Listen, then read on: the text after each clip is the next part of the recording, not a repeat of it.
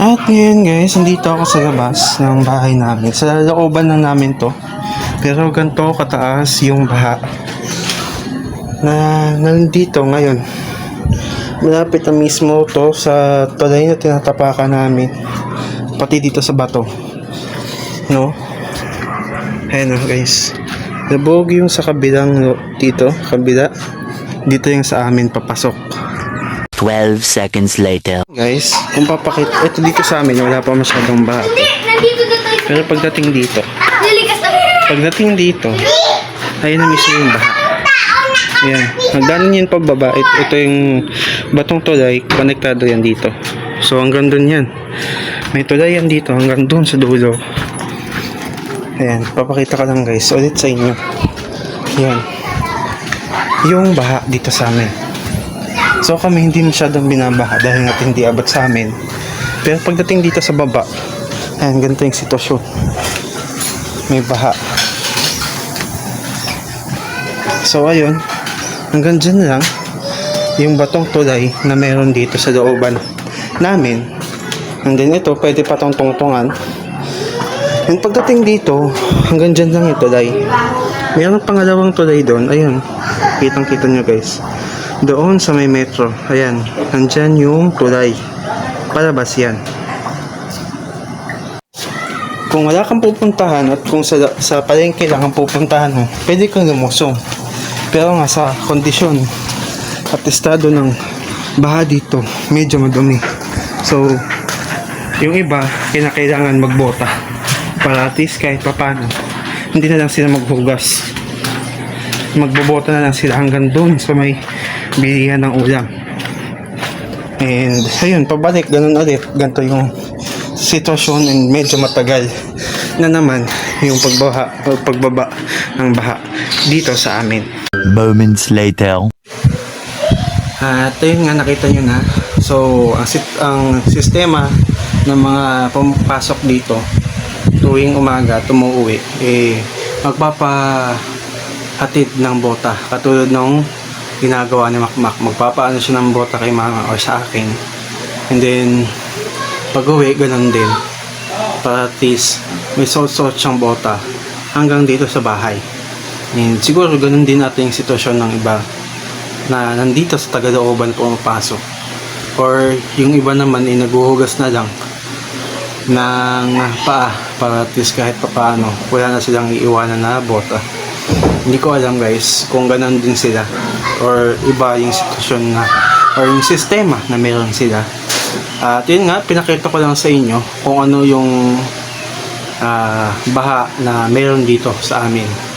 Kaya yun lang, sinare ko lang sa inyo kung ano yung naiwan after nung dalawang bagyo na iniwan dito. Or siguro more than na din ata ito more than few months na din siguro na ganito na may baha. Bumababa siya pero as of now nga, katulad ng sabi ko kanina, medyo tumataas nga dahil doon sa naging bagyo na dumaan. And katulad nga ng nasabi ng kapitbahay namin dito kanina, medyo tumaas daw ng onte. So ayun lang. Hindi ko lang alam kung kakayanin pa ng bota yung baha. 20 minutes later. So ayun yung baha dito sa likod. Meron yung daanan dito. Ayan, dito yan. May daanan yan dyan. Papunta sa kabilang looban. Tapos ito yung sitwasyon dito sa kabila. Puro buhangin, puro damo. May puno ng saging, talahiban. Dati yung court, itong nandun sa dulo. Dating court yan, ayun. Doon sa malapit sa pader. May court dyan. Hindi na nga lang napupuntahan at nalilinisan, pero may court dyan sa likod.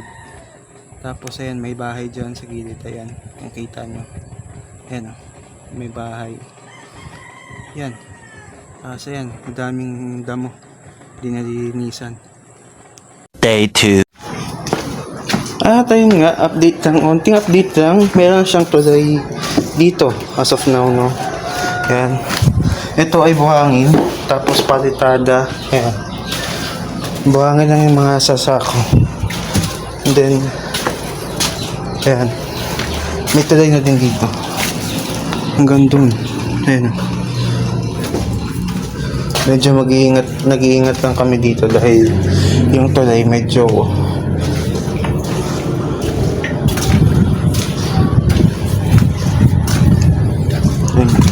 ay medyo kadikit na ng ba yung tulay dito sa may bandang dulo. So yan, ito na yung palabas dito sa amin. Yan. Diyan. 12 seconds later. Ayun nga.